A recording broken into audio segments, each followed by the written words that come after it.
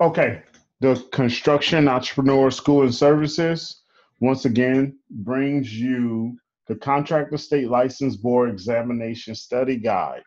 This is for the General B license. The General B license is the most sought after license classification that the board offers. I think a lot of us out there, a lot of you girls and boys out there think that if you get the General B, you can literally do everything underneath the sun. And then there's another bunch of us that think that if we get the A license, the general engineering, we could do everything underneath the sun, guaranteed. And that's not the case. Let's first start out by reading the classification description that the state license board has on their website, and it tells you what you can actually do with your General B license. All right, so a general building contractor's principal contracting business is in whole or partial connected to any structure built, being built, or to be built for the support, shelter, or enclosure of persons, animals, or movable property of any kind regarding in its construction the use of at least two unrelated building trades or crafts, or to superintend the whole or any part thereof. This does not include anyone who merely furnishes materials or supplies under Section 7045 without fabricating them into or consuming them in the performance of the work of the general building contractor. B, a general contractor may take a prime contract or a subcontract for a framing or carpentry project. Listen to this. However, a general building contractor shall not take a prime contract for any project involving trades other than framing or carpentry unless the prime contract requires at least two unrelated building trades or crafts other than framing or carpentry, or unless the general building contractor holds the appropriate license classification or subcontracts with an appropriately licensed contractor to perform the work. A general building contractor shall not take a subcontract involving trades other than framing or carpentry, unless the subcontract requires at least two unrelated trades or crafts other than framing or carpentry, or unless the general building contractor holds the appropriate license classification. The general building contractor may not count framing or carpentry in calculating the two unrelated trades necessary in order for the general building contractor to be able to take a prime contract or subcontract for a project involving other trades. Lastly, no general building contractor shall contract for any project that includes the C16, that's fire protection classification, or the C57, which is well drilling classification underneath the water code, unless the general building contractor holds the appropriate license classification or subcontracts with the appropriately licensed contractor. So basically what they're saying is this: if you have a general building B contractor's license and you want to be a prime, a general contractor, that means the person that gets the job from the customer, you have to hire out subcontractors or you're self-performing it yourself. That job, for you to be a prime contractor, that job needs to have a minimum of 3 trades involved. One being carpentry and framing, mandatory, and the other 2 can be unrelated trades, drywall, electrical, tile, and installation. Okay. Minimum, this is a minimum requirement. Let's say if you have a general B, right? Say you're a handyman and you do handyman work, but you got your general B. With your general B, you cannot just go out and do a tile job. You cannot just go out and do an electrical job. You cannot just go out and do a drywall and painting job. If you're a subcontractor as a general B, then you need to only take carpentry or framing jobs. That's what they're saying. Okay. So you have to understand that. You get yourself in a whole lot of trouble if you don't you know, abide by these rules. Now, who's doing it out there? There's a lot of us that are not doing it out there. Okay, a ton of us. But can they get themselves in trouble? Yeah. Yeah, get themselves in a lot of trouble. All right, so next, the general building B examination is divided into 5 major sections. Okay, this examination guide that I'm going over with you is something that's on the state license board. This is information that they offer. I'm just relaying it to you in a different platform. Okay, so there are 5 major sections. Number 1 being planning and estimation is held at 24%. Okay, they're going to cover scope of work and code compliance. They're also going to cover design and construction error identification. They're going to cover shop drawings, plans, and specifications, field inspection performance, and coordination of projects. And lastly, cost estimation for materials, equipment, and labor.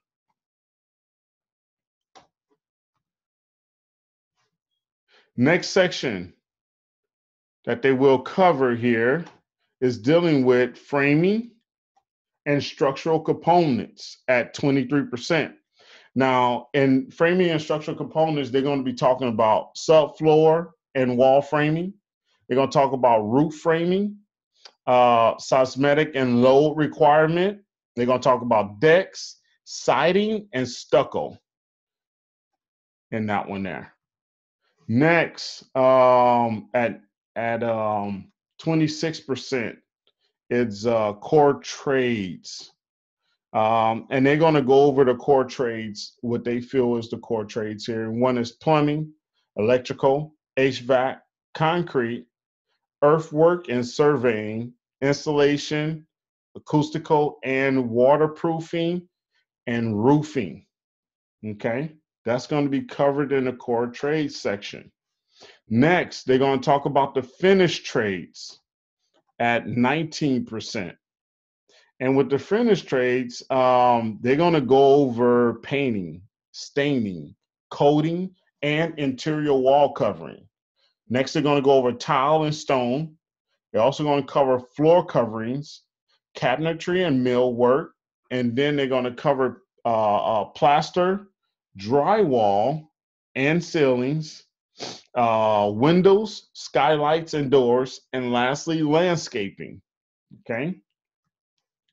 Lastly, of the 5, they're going to talk about safety. Safety is at 8%, and they're going to cover personnel safety, transportation and traffic control, environmental safety.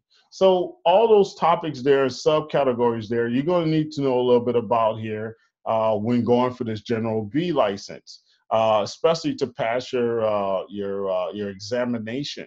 It's very important there, okay?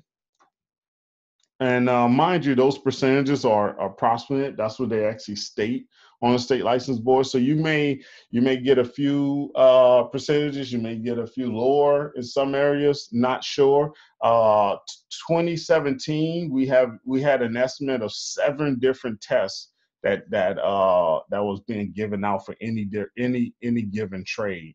So it was very hard to track that. Now this year they may do something different. I don't know. But they always call in contractors, and actually calling contractors, then ask them a series of questions, hear their opinion, bring in different questions. I actually was called to the state license board in one of these examination creation for the concrete, because I do have a C8 license, one of my license classifications. So they called me up. They paid me dirt money.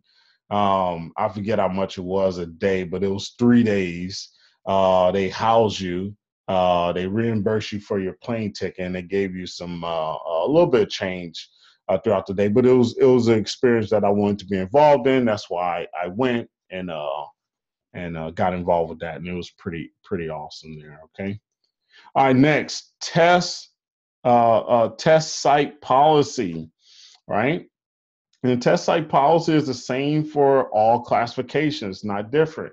Okay, this is a closed book examination. No reference materials may be used during the examination.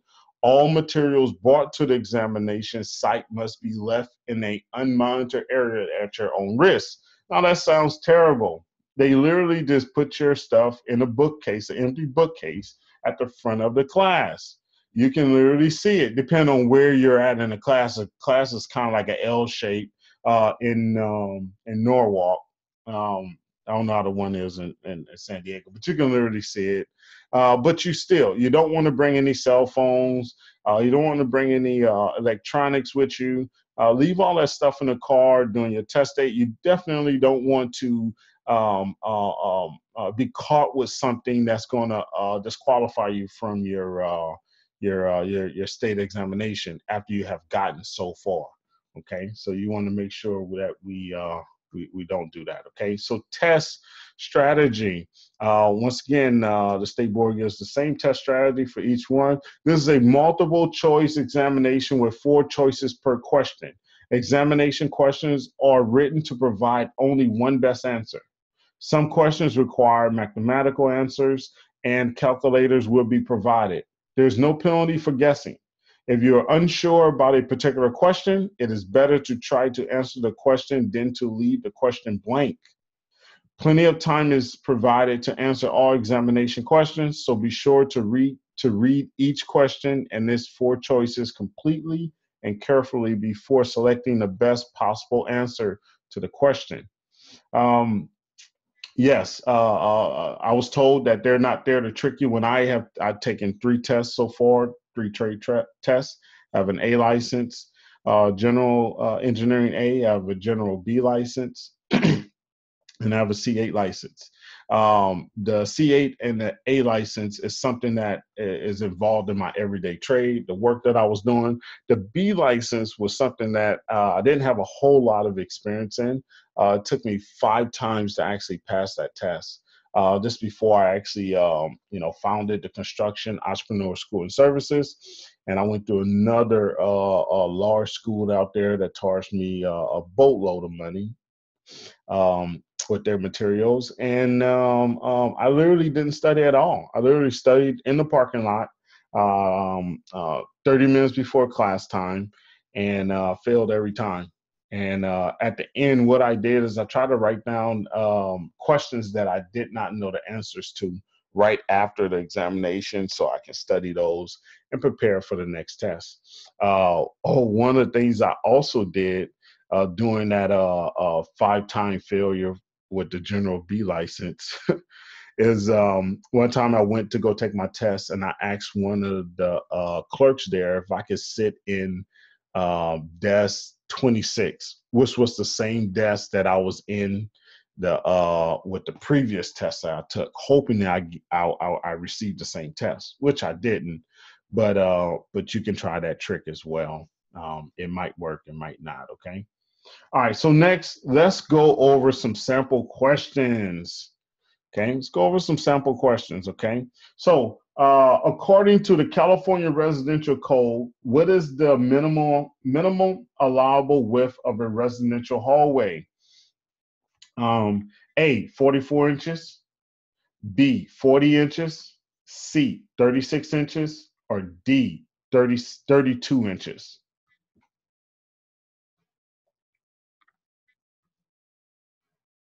What is the answer for this one here? C, 36 inches is the answer. Now, these are sample questions that would typically be on your test, similar or the same. It may be the same, maybe something similar. But we're going to give you a few more to see if you know the answers to. Try your best to figure out the answers. I'm going to give you a little bit of time to answer. If I don't, go ahead and pause the video and go ahead and give an answer, and then play it back, see if you got the right answer there. Okay, we got 2 more here to go. Let's go with the next one here. All right, sample question number 2. What is the volume of a cylinder if the diameter equals 3 feet and the length equals 12 feet? Right, that's one of the formula. You need to know a formula for that one, right? So A, 36 cubic feet, B, 84.78 cubic feet, C, 226.08 cubic feet, or D, 339.12 cubic feet? It's your time to pause it. All right, welcome back. The answer for this one is B, 84.78 cubic feet.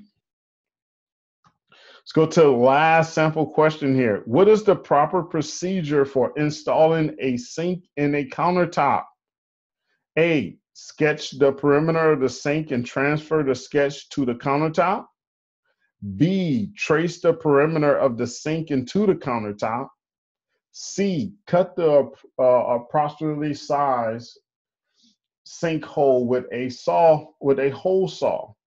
D, place the manufacturer's template into the countertop and follow the instructions.